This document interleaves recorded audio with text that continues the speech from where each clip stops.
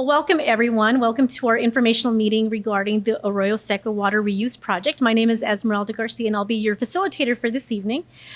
Before we get started, just want to go over the meeting approach and our agenda. So tonight you will be introduced to the project team and we'll go over the project background. Then we will go over a bit of information about the project and including the site overview, the site conditions, and then opportunities for the site. We'll have a brief question and answer period after that, and then we'll break away to the exhibits. As you can see to my right and my left, there are a series of exhibits and displays that staff will be stationed at to address any questions that you might have. If you have any thoughts or ideas that you would like to share on the agenda, there's space for your questions or comments, or you can ask the team directly. We'll be jotting down ideas. We're really excited to be here with you this evening to hear what you all have to say about the project, and most importantly, to share the information with you about this very important project for the City of Pasadena and City of South Pasadena. So with that, I'd like to introduce Brent Maurer, who is our Assistant City Engineer, and for the City of Pasadena, who will do our welcome and introductions. Thank you. Good evening, everyone. I'm Brent Maurer, Assistant City Engineer for the City of Pasadena. On behalf of the cities of Pasadena and South Pasadena, I'd like to welcome everyone here. Thank you for taking some of your time to join us this evening. With me this evening are staff from Pasadena. I have Christina Mondi, Joe Conroy, our engineer, one of the engineers in our civil design group.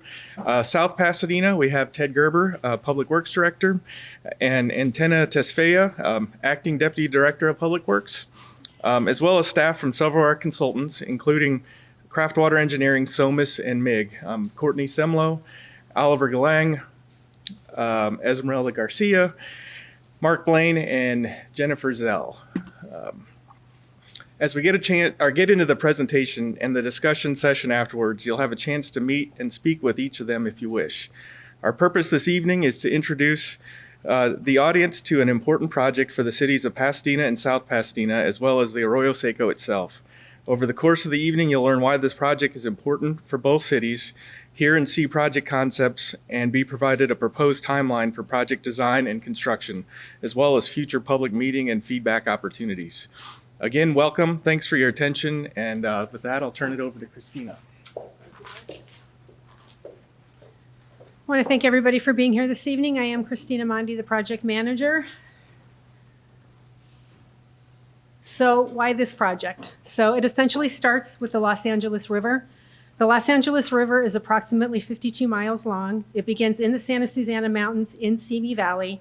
It flows across the Los Angeles Basin where it's fed by numerous tributaries, and then it exits to the ocean at San Pedro Bay in the city of Long Beach. Historically, the Los Angeles River was the primary source for clean water for the Los Angeles for the Los Angeles Basin, but it's become very polluted due to urban and agricultural runoff. So due to these pollution concerns in the early 2000s, the City of Los Angeles initiated a stakeholders group to study a large number of the outfalls to the Los Angeles River to identify the types and sources of pollutants that are flowing to the river. The intent of the study was to develop what are called TMDLs, which is total maximum daily loads. The TMDL defines the amount of a pollutant that is allowed to enter a water body, so that water body will meet and continue to meet water quality standards. So the primary purpose of these TMDLs was to restore and protect the water quality in the Los Angeles River. So the stakeholders group performed a bacteria source identification study at approximately 110 outfalls to the Los Angeles River for E. coli and other pollutants. It was found that E. coli most frequently exceeded the limit that is allowed to flow into the Los Angeles River in over 85% of the samples taken at the 110 outfalls. So in July of 2010, a bacterial TMDL was issued for the Los Angeles River and identified several tributaries as a significant source of bacteria. In all, approximately 127 miles of the main stem and contributing tributaries were listed as impaired for bacteria. So included in that tributary is the Arroyo Seco Channel. When they actually tested the outfalls of the Arroyo Seco Channel, the flow exceeded the allowable bacteria limit allowed in wet weather conditions in 69% of the samples that were collected, and it exceeded the allowable bacteria limit in dry weather conditions in over 73% of the samples that were collected. So the TMDL prioritized 16 segments that have bacteria levels that are continually above the allowable limit, and the Arroyo Seco Channel was actually identified as priority number 1. The TMDL establishes a threshold of bacteria that's allowed to flow from the Arroyo Seco Channel into the Los Angeles River without causing a decline in water quality or beneficial uses. So that's how the TMDL came to be, and I want to discuss a little bit of the regulatory background of how we have to deal with these TMDLs. So the state of California's primary water quality law is the Port and Cologne Water Quality Control Act, which was created in 1969, and it was substantially amended in 1972. In the 1972 amendment, the act established the State Water Resources Control Board and additional 9 regional boards across the state with the intention of overseeing water quality in the entire state of California. So the Porter-Cologne Act required that each of these 9 regions develop a water quality control plan that contains the guiding policies of water pollution management in California. A water quality control plan was developed for the Los Angeles region, simply called the Basin Plan, and it received final approval from the Los Angeles Regional Board in 1995. So what the Basin Plan does is it sets standards for pollution in fresh waters, which affects the entire Los Angeles River and all the tributaries that are feeding to it. So the Basin Plan required an assessment of the waters to identify which ones were not meeting the water quality standards. And once identified in compliance with the Porter-Cologne Act, the Basin Plan was required to establish a priority ranking of these waters and then to develop and implement the TMDLs to reduce the pollutant loading. So as part of the 1996 and 1998 regional water quality assessment that was done in the Los Angeles region, the board identified over 700 water body pollutant combinations in the Los Angeles region where TMDLs would be required, the bacteria TMDL for the Los Angeles River being one of them. The Los Angeles board allowed a 13-year time frame to develop and receive approval for the required TMDLs once the water body was identified as impaired. The bacteria TMDL for the Los Angeles River delineates the bacteria limits that need to be achieved and the time frame for compliance for lowering the bacteria levels that are flowing into the Los Angeles River. So that's basically the regulatory framework that applies to any TMDLs that are issued. So now how do we comply with it? Well, all stormwater discharges within the County of Los Angeles are regulated under what's called the MS4 permit. So the permit for Los Angeles County allows compliance to the permit as well as TMDLs on a watershed basis by the development of enhanced watershed management programs, or EWIMPs, we call them for short. So these watershed management programs provide opportunities for regional solutions versus each agency having to comply on their own. So the Upper Los Angeles River Watershed Management Group was formed. It comprises of 18 cities, which include the cities of Pasadena and South Pasadena. So the management group developed the EWIMP for the Upper Los Angeles River watershed. It was submitted to the board and it received final approval in 2016.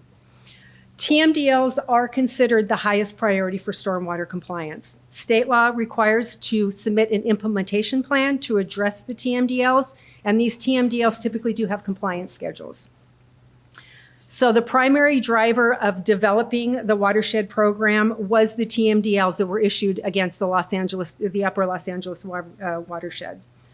So the TMDL itself requires the watershed group to submit a compliance implementation plan called the load reduction strategy. So it was submitted to the board in 2021, and we are currently waiting for approval. So basically, I think I'm going to go back one. No. The TMDL identified Segment B of the Los Angeles River as the first priority. The two channels that feed Segment B are the Arroyo Seco and the Rio Hondo channels. So what we did is we looked at locations on the Arroyo Seco to address the TMDL, and a concept study was designed. I'm going to leave that for our later presenters to talk more into the detail. It's just how we got to the point that we're at in developing this project. So basically, a summary of how we got here is water quality in Los Angeles River was measured. They determined the maximum allowed pollutants based on TMDL limits. The Arroyo Seco consistently exceeds those limits. And so what we had to do is find a way to comply with these TMDLs and find a path, move forward in coming up with a concept plan to develop this. One thing that's really important to note is TMDLs are being issued across the state of California in all regions. It is estimated at this time that to address all these TMDLs is literally going to be in the hundreds of millions of dollars. This is an unfunded mandate. These jurisdictions get hit with these TMDLs are required to come up with the funds to try to figure out a way to comply.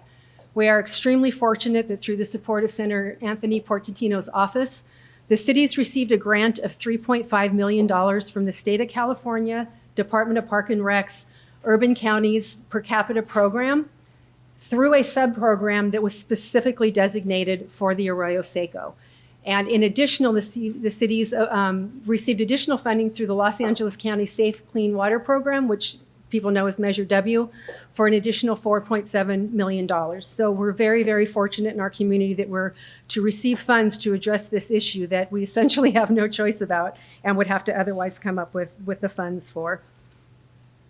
So as far as the project objectives, what I do want to point out is this project is not for floodplain restoration. It's not for bringing floodplains back to their natural state. As a floodplain manager, I understand how important that is and the beneficial uses of being able to do that. But this project specifically is to deal with a mandate that we just don't have a choice about.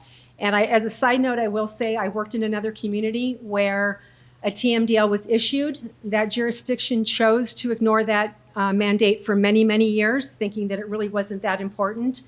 And the Los Angeles Regional Quality Control Board finally got their attention after over $1 million in fines had been assessed against that community. So we certainly don't want that to happen to us. So the basic project objectives are to address the bacteria TMDL and water quality in the Arroyo Seco, eventually to the Los Angeles River. We're going to enhance some existing area with natural wetlands and ground recharge basins, improve the creek by providing a natural channel for dry weather flows and low flow events, provide treated stormwater to offset the potable water demand required to irrigate the park and golf course in South Pasadena, and enhance native habitat, provide educational opportunities, and increase biodiversity. So with that, I'm going to go ahead and turn it over to Jenny Zell, and she's going to talk to you a little bit more in detail about the actual project site locations.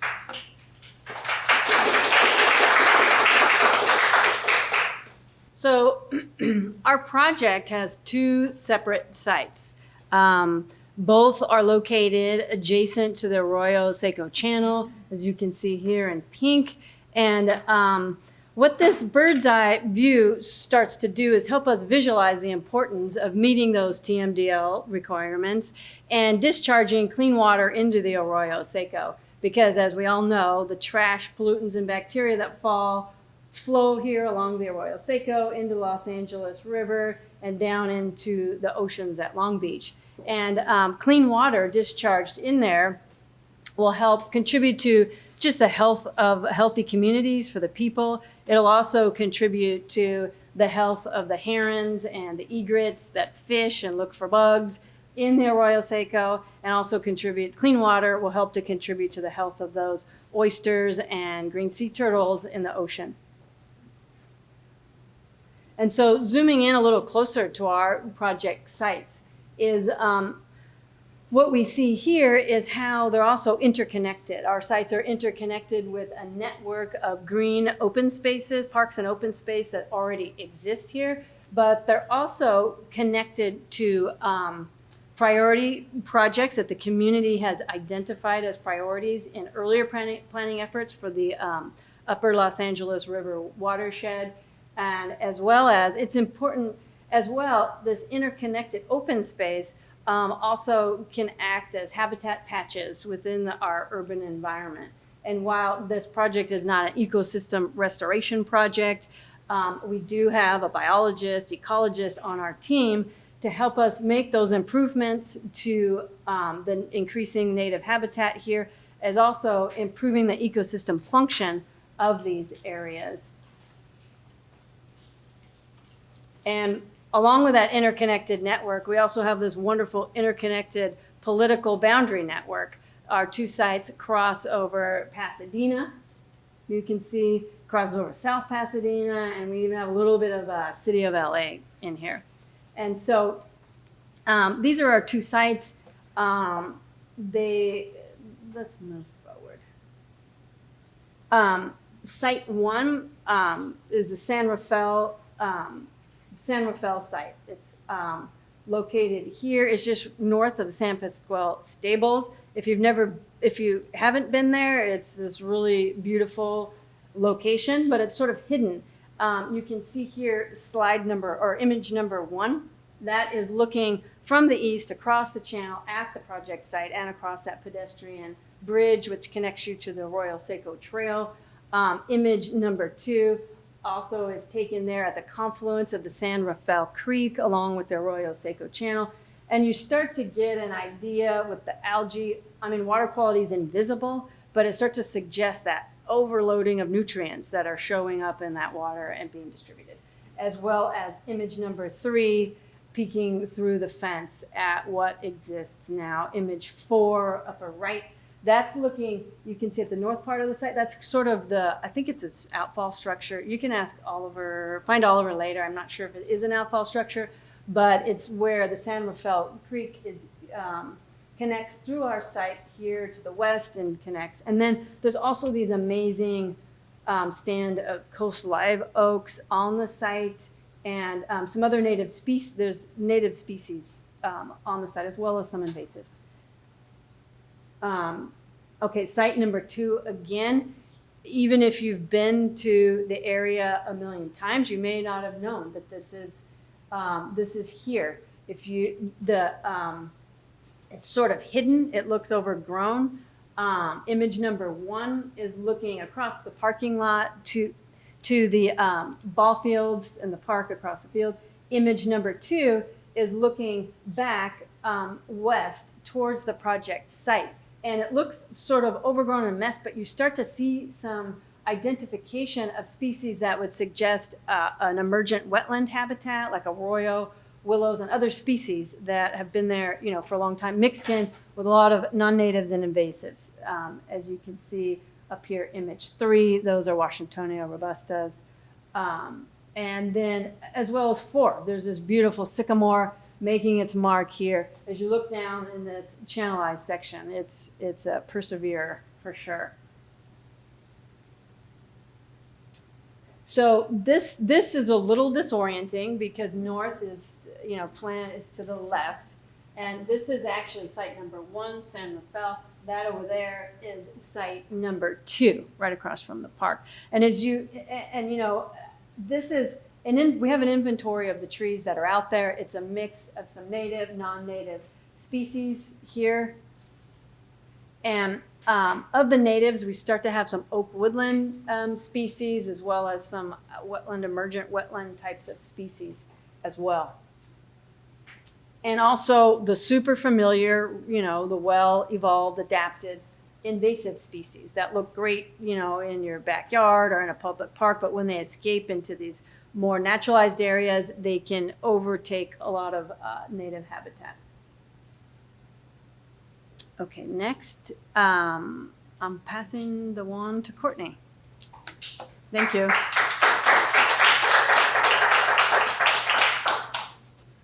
Hi, I'm Courtney Sumlow. I am with Craftwater Engineering. I am a civil engineer and the project manager for this project. We are working on the design of the sites. And to just recap a little bit about what Christina shared with us earlier and remind you of our project objectives, ultimately, we're here to address a bacteria TMDL and improve the water quality in the Arroyo Seco. We want to enhance the areas, improve the natural treatment wetlands, and provide some groundwater recharge basins at the San Rafael site. We want to improve San Rafael Creek by helping treat some of the dry weather flows by providing a little sort of naturalized creek that I'll show you in a minute. And then also we're going to offset potable water demand for the golf courses, or sorry, the golf course and the Arroyo Park by reusing some of the water that we collect. And then an outlying benefit to the project is to increase the biodiversity, provide educational opportunities, and enhance the native habitat. So those were our objectives, and then there's also some opportunities, just things we want to keep in mind and things that we are hoping to achieve and incorporate as part of the project. So we want to provide interpretive materials, so educational materials that sort of explain the project, the stormwater components, the enhancement to the water quality, and also describe the habitats that we're hoping to create, hopefully native habitats, and as Jenny was talking about. We want to increase connectivity to the sites along the Arroyo Seco Trail, make them more visible and accessible, and also make sure that the connections are safe. We want to include opportunities for passive recreation, places for you to sit and enjoy the spaces, to observe the, hopefully, the habitat that will be there and the existing or the improved native ecology.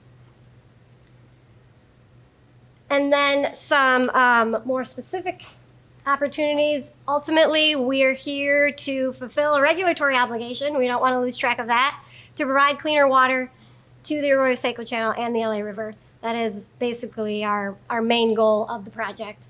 And we want to reestablish some of the natural plant communities. The San Rafael or San Pasqual site in particular, as Jenny mentioned, has a lot of existing vegetation. We want to be sensitive to what's out there, keep what we can, but also add in more biodiversity and maybe some new species. And a really nice, exciting thing for the project is to be able to reuse some of the stormwater that we collect for irrigation at the golf course in the Arroyo Park. And then the other thing that that's really interesting is that it's a multi-jurisdictional project. So this is the cities of South Pasadena and Pasadena coming together for this project. And in addition to that, it also benefits the watershed as a whole. So it's not just the two cities that are joining together for this project, but this also, because we're helping with the water quality in the Arroyo Seco, that helps with the downstream communities as well. And then things that I think we've kind of talked about a lot is that visually we want to make it look a lot nicer than what it does now and increase that native habitat with vegetation and wildlife. And so now we get into the engineering part of it. I don't want to get too bogged down with engineering details, but this is our concept when we're taking into account all of the things that I just talked about. First and foremost is a stormwater management project, so we're trying to improve the water quality. Okay, so this is the San Rafael site. We call it San Rafael because of the San Rafael Avenue Road right here, and that's why we call it that. Also, this creek, this is the San Rafael Creek, so a combination of that, we call it that. So the San Rafael Creek comes down, and this is the Arroyo Seco Channel, and this is where they connect. So the idea is, as you saw in the picture earlier, and that's shown over there, is the water quality in San Rafael Creek is not that great. So how do we make it better? Well, we want to try and take some of that water out.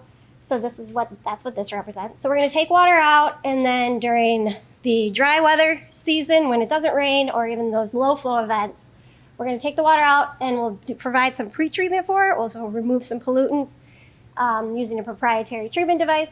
And then we are going to pump it. Well, I shouldn't say we are going to. This is our conceptual plan. This is our ideas, our first pass at the project. We're looking to pump it into a sort of a naturalized creek here that we're hoping to place on top of the channel. So if you look at it, you wouldn't even know the channel was underneath it. It would just look like, oh, there's a little creek here. So we would take the dry weather flows and the low flows. It would travel through this creek, and then it would go into, be conveyed into this area over here, which is more of a depressed sort of storage area that would be surrounded by a lot of plants, and it would, hopefully the water will infiltrate into the ground and recharge. We did some preliminary geotechnical investigations, and the infiltration potential of the soil is really good. So we should be able to take the water and put it back into the ground, which is one of the goals of stormwater projects like these. So during the bigger storm events, we will take the water out of the channel and it'll go directly into the storage areas and it'll infiltrate. Anything in excess of a storm that we still have to figure out will continue to travel under this creek in the channel and into the Arroyo Seco. So that's the San Rafael site. And then, oh, I got two things here. Okay.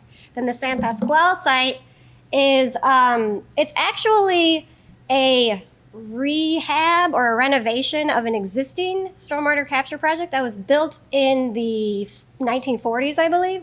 So this project is really just cleaning it up, you could think of it as.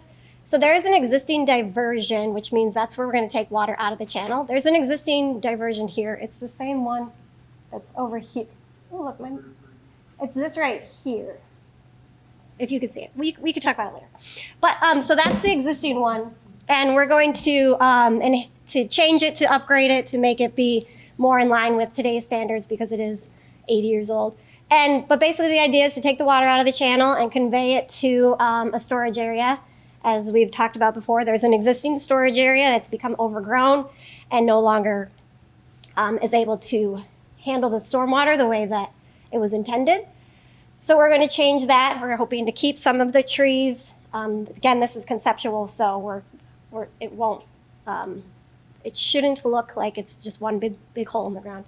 But and then so the water would come in here. There would be a wet portion of it. We want to maintain that to have some wetland habitat, and then there will be a dry portion of it because the infiltration rates are really good.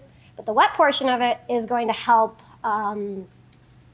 feed the stormwater harvesting, which is then going to irrigate the golf course. So we'll store some of the water in this storage area, and then that'll be reused for irrigation at the golf course or the park. And then any excess water that comes in will just overflow and go back into the channel. So that's basically how these two sites are going to work. Oh, there's also pre-treatment and post-treatment that will help remove the pollutants, as well as the basins themselves provide a certain amount of pollutant removal too. And I think that, other one. Oh, schedule. Okay. So as Christina mentioned, we are under a mandate to get these projects done, and compliance is already sort of passed, but is certainly coming up very quickly. So this is our schedule. It's very tight. Right now we're in the springtime. We're doing preliminary engineering, so we're at community meeting number 1.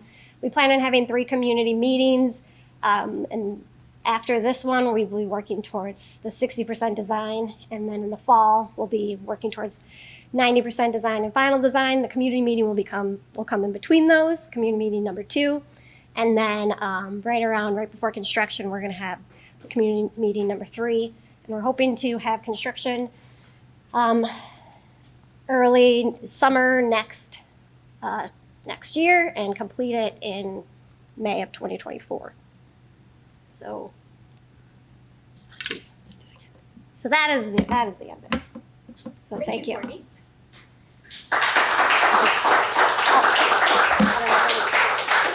So as we said earlier, we do have the exhibits, and Courtney referred to a few. So this, in our next phase of this meeting this evening, you're welcome to visit the exhibits and interact with staff if you have any specific questions. It's a lot of information that we shared, so that's why we wanted to launch everything with this informational meeting. Also, we have the project up on the City of Pasadena's Public Works website under construction and projects. It's the first one at the very top. On behalf of the team, thank you for coming out, and we're happy to engage with you in conversation in the exhibit. So thank you.